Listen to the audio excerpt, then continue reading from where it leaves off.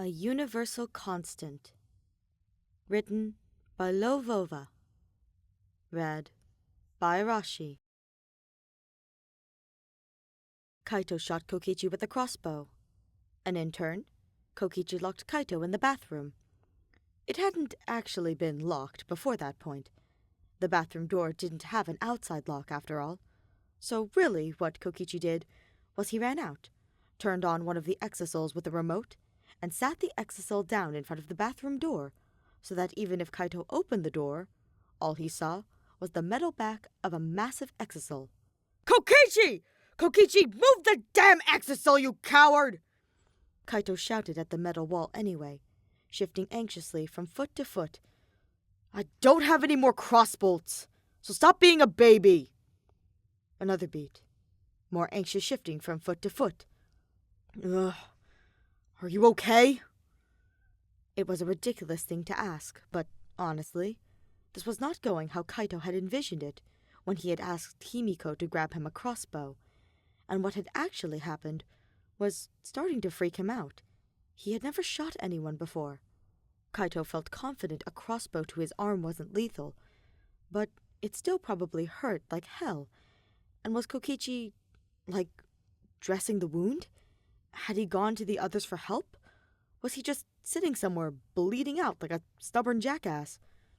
"Kokichi, I'm not going to shoot you again. I don't have any more crossbolts," Kaito shouted through the metal wall. "Just move the exisal and I can help bind your arm, and then I'm leaving." Kaito paused. "Jackass!"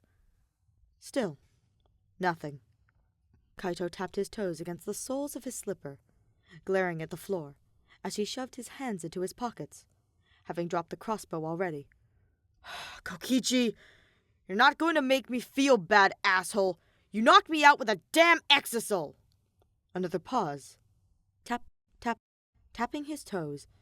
"And doomed humanity with a death game." Tap, tap, tap. Kaito glared furiously at the floor. His chest hurt. He could feel himself wanting to cough, and was holding it in. He didn't want to get distracted spitting up into the toilet. "Right? You did that, right?" Tap, tap, tap. "Why do you say it like that?" Kokichi called from the other side, sounding amused, but notably tired. "Of course I did that. I am the mastermind. Killing you all has been my life's work." "Jackass!" Kaito shouted, before glaring at the metal. This close to it, he could see himself reflected in the paint a little. A very distorted mirror. "Ugh. Are you okay?" "You're still asking that," Kokichi snickered. "I'm fine, Kai-chan. Don't you worry about me. I'll be able to keep you hostage for years yet." Yeah, I'm not gonna be here in years," Kaito said, thinking that no doubt his friends would try something to get him out. At some point. Not that he'd seen anyone but Himiko yet, but surely at some point. That was what Kaito was thinking. But what Kokichi said was, "Why not?" "Because you're dying." Kaito stiffened, swallowing so hard that it hurt. And that set off the next coughing fit. Kaito coughed just lightly at first, trying to hold it in, before hacking into his palm. Each cough harder and harder, until, eyes spotting dark circles, his knees shaking, he spat up some blood into his hand. "Damn it! What a fun way to prove my guess," Kokichi mused. "Sounds like it's getting worse." "Shut up, jackass! I'm fine. It's just a cold," Kaito growled, before needing to clear his throat. Then again, fuck, it was like he was choking on phlegm, but it all tasted like sharp metal copper. It was awful. "Go get a drink, Kaito." "Don't tell me what to do," Kaito muttered, though he wandered over to the sink, turning on the faucet and sipping from it. Spitting, sip, spit. Feeling slightly better, Kaito went back to the door, sliding down and panting a bit. his body shaking slightly from the exertion of coughing. The two, separated by the exisal, sat in silence for a while, Kaito's panting quieting down, until it was quiet between them. "Something's not right," Kaito said after a while, resting his head against the cooling surface of the metal. "Well, it seems like you're dying, for one thing," Kokichi offered. "Not me. I mean..." Kaito closed his eyes, rubbing his temple across the metal. "Why? Why did you do all of this?" "Because I love death and chaos," Kokichi answered, sounding close by, like maybe he was sitting against the exisal's legs or something. "This whole thing has been so much fun." "Then why did you stop?" Kaito asked. "Because I'm bored now," Kokichi said, matter of fact about it. "How can I possibly top what happened to Gonta and Mew? That was easily my masterpiece. I can't possibly put on a better show than that. So, it's better to quit while I'm ahead." "Fuck! I hate you," Kaito growled. "Yep," Kokichi nodded. "Yeah." "But it doesn't make any sense," Kaito continued on, reaching up to wipe the sweat from his eyes. His head hurt. His whole body felt hot. He definitely had a fever. "It doesn't make any sense." "Why not? I snuck into the Gopher Project, and as a member of the death cult, decided to kill you all in a super fun way," Kokichi said. "And now, I'm done. Is there any way to explain all of that which would make sense?" "You're so calm," Kaito realized. "Why aren't you acting like a giant theater spaz right now? Is the arm that bad?" "Don't worry about me, Kaito. You barely nicked me," Kokichi said. "Were you actually aiming for my arm? Or did you miss?" "Kaito?" "Shut up. Kaito sighed, squirming uncomfortably. I hadn't meant to fire at all. I left my finger on the trigger and spasmed when you came in." "I spooked you into misfiring?" Kokichi asked, before snickering. "That sounds like a convenient lie. It'd mean you missed, and still didn't try to kill me. Unless the goal wasn't to try and kill me at all. Were you trying to threaten me to let you leave?" Yeah," Kaito huffed, glad that no one could see his face redden in embarrassment. "It felt foolproof. No one wants to be shot. I figured it was my ticket out of here." "Nothing's Kaito-proof. That's why I need to keep you in here," Kokichi said. "In case you start the killing game again." That! Kaito said, glaring at the distorted metal reflection, like it was Kokichi he was looking at. "That doesn't sound right." "What doesn't sound right about it? You're a big, clumsy oaf-playing hero. You almost killed me just now." "I'm not playing hero, jackass. I'm trapped in your damn bathroom at the end of the fucking world while my friends are suffering. You're lucky I didn't aim for your damn eye." Kaito shouted, before coughing again. Kokichi waited, as Kaito hacked and coughed, sighing after a bit. "You make a terrible conversationalist. Go, drink more water." "Really, Kaito? Gonna just sit with blood in your mouth to spite me?" "My legs feel weird," Kaito muttered, staring at his shaking knees. "Hollow. I don't think I'll make it to the sink." The two sat in silence again. Kaito, trying to get his breath back again. Kokichi listening to him. "You're going to end up starting this game again," Kokichi murmured. "I know it." "You ended the game," Kaito said. "So it'd be up to you if it started again." Kaito chuckled, weakly trying to wipe some of the blood off his hands, onto his clothes. He was already drooling blood onto them anyway. "You're so full of shit. You can't end this game, can you? That's just another shitty lie." "I kidnapped you to kill you," Kokichi said. Kaito felt a shiver run through him, a genuine flash of mortal terror. before he took a deep breath. "I've been down here for days, Mr. Mastermind. What's the holdup?" "I can't find the fireworks I wanted to stick in your ass and light up," Kokichi said brightly. "And for thee, Kaito Momota, shouldn't you get a big show of fireworks to ride out on?" "You're such an asshole," Kaito said. "What's the real reason? You liar." "I think..." Kokichi's voice sounded soft, contemplative, like he wasn't entirely sure what he was going to say before he said it, sounding it out each syllable. "That you're going to be a motive." "A motive?" Kaito asked, bloody drool dripping down his throat, as he rested his head against the exisal. "How?" Kokichi's silence was deafening. "I think you're full of shit," Kaito said, glaring around the bathroom. "Though hell if I can figure out why you did all this anyway. You can't be the mastermind and still worried about the death game. That makes no damn sense. You're either fucking with me now, or you lied to us then." "Maybe it's both," Kokichi giggled. "Or neither. Maybe one aspect of the game I made is that I can't stop it." "But you did," Kaito insisted. "And then you locked me up here and it's been days. And what is happening? Kokichi, I just don't understand what's going on. I'm fucking dying in a bathroom at the end of the world, man! Can you at least tell me what all of this was before I go?" "We all die confused, Kaito," Kokichi said. "You're just up next." "Fuck you," Kaito muttered, putting his head in his hands. "Fuck you, man.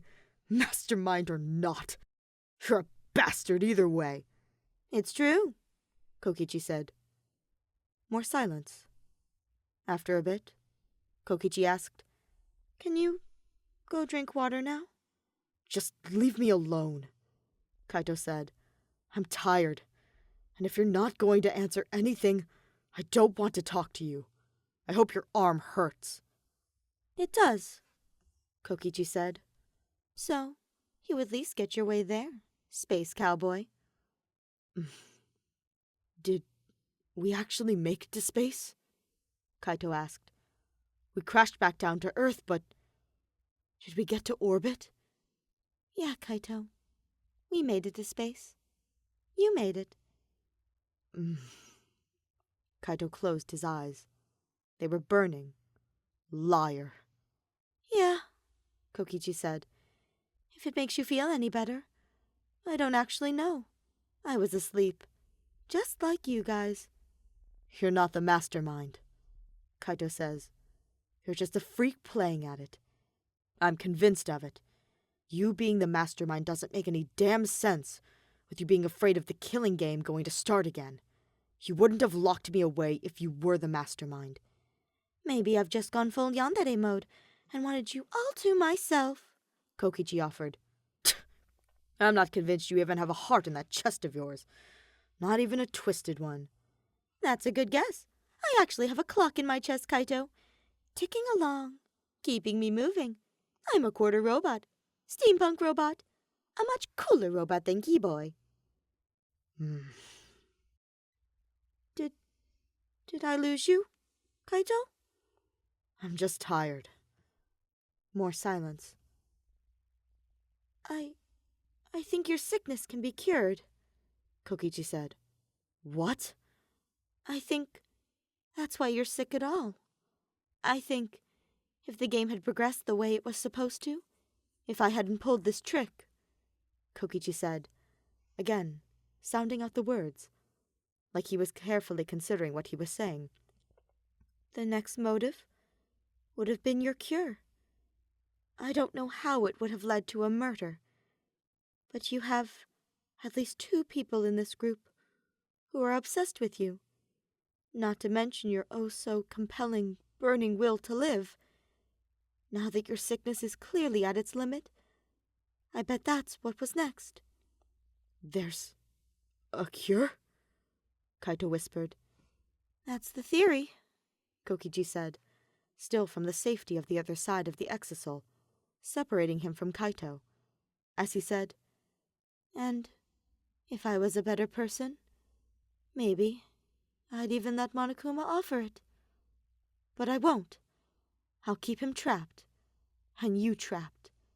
And if there's a cure, no one's going to hear about it. And you're just going to die. All the while, with the cure hidden somewhere away here. Kaito shivered again, glaring at his trembling legs.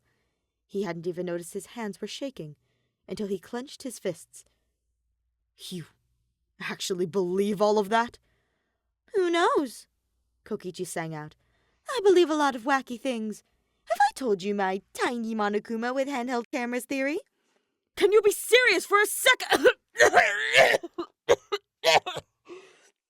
Kaito shouted. Another coughing fit. Kokichi waited. You really think there's a cure? Kaito asked. I do, Kokichi said. I really do. I think Monokuma was going to use it as a motive. Kaito breathed. Each gentle, urgent breath whistled, rasping from a cut and ruined throat, as he said softly, And you're not gonna let him tell us where it is? No, Kokichi said. Because it might start up the game again. Might is a generous word, Kaito, Kokichi said. The motives always start the game again. That's the point. Kaito closed his eyes. He felt so awful. He was burning up. His muscles had a strange, hollow feeling. Why would you tell me about the cure? Because it sort of sounds like you might die tonight, Kokichi said from behind the metal wall. That last burst of energy probably hurt you pretty bad, Kaito. I think you've used up what you have left, and you asked for answers before you die. I'm explaining, as clearly as I can. I think you're sick because you've been poisoned. I think Monokuma has the cure. I think it was meant to be a motive. Someone dying, from someone trying to save you. And I won't let it happen. This game ends with you. Kaito stared at the ceiling. His eyes were spotting, little bursts of light fizzing among the darkening circles. He could see stars. If I die from poisoning, do you think that means Monokuma killed me? Whoever's controlling him, sure, Kaito agreed. No, him, Kaito said, gritting his teeth. The game. Forget the mastermind thing. If the game kills me for a motive, then Monokuma killed me. So he'd be the Blackened. He'd have to be. Nothing else is fair. I was planning to hide your body when you died, Kokichi said, so no one could start a trial. But if you think I could argue Monokuma's the Blackened, nothing else is fair, Kaito murmured, determinedly. Closing his eyes, he could still see the sparks.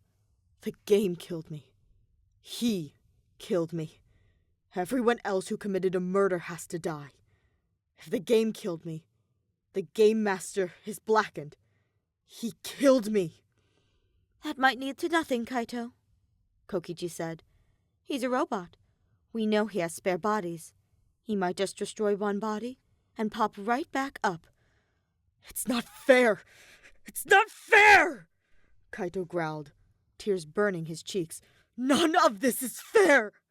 I never stood a chance! I've been sick since before the second trial! I never stood a damn chance! Doomed from the beginning, Kokichi agreed. It's a real shitty game. The first motive was barely a motive. It was a direct threat to all our lives. I don't really think the things we learned in the motive videos were real, which means Kirumi was set up specifically. We should have gotten to keep the book from the third trial. It was all bullshit that was taken from us before we could even use it to see what it'd do. You know who got a really rough deal in the fourth trial? Everyone you set up to die? Kaito growled. That AI Gonta thing. It had been alive, 5 whole minutes, only to be executed Kokichi said. What a shitty life. Now that poor thing was doomed from the start. Sort of feels like we all were. Right now, Kaito admitted. Will the others live? Forever? Kokichi asked. Unlikely. Don't be an asshole. If I die quietly, if I don't... Don't what, Kaito? Fight your way out of here? Go shake Monokuma until a cure falls out? Kokichi asked. You can't even walk to the sink. You can't save yourself, hero. But if it makes you feel better, sure, you could save them. Okay.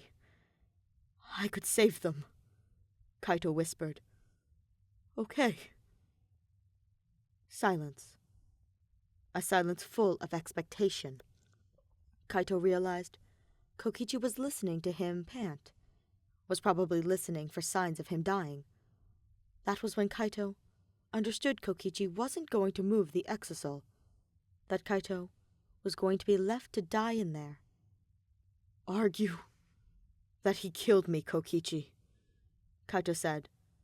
Something resigned filling him, almost peaceful. This game killed me. No one else hurt me. I've been sick from the beginning, and the game killed me. The game's the blackened. It deserves to be punished. Whatever the hell that might mean. It's only fair. We had to play by the shitty rules. Use them. Stop the game. Kokichi wasn't sure if that would work. The game had been perfectly content to threaten to kill all of them for a motive. What was one Kaito? But Kokichi was done with hard truths now. So instead, he softly lied. I'll make them pay, Kaito. Monokuma, the mastermind, whoever else is out there. They killed you. I'll make sure they face their trial. And Kokichi was lying.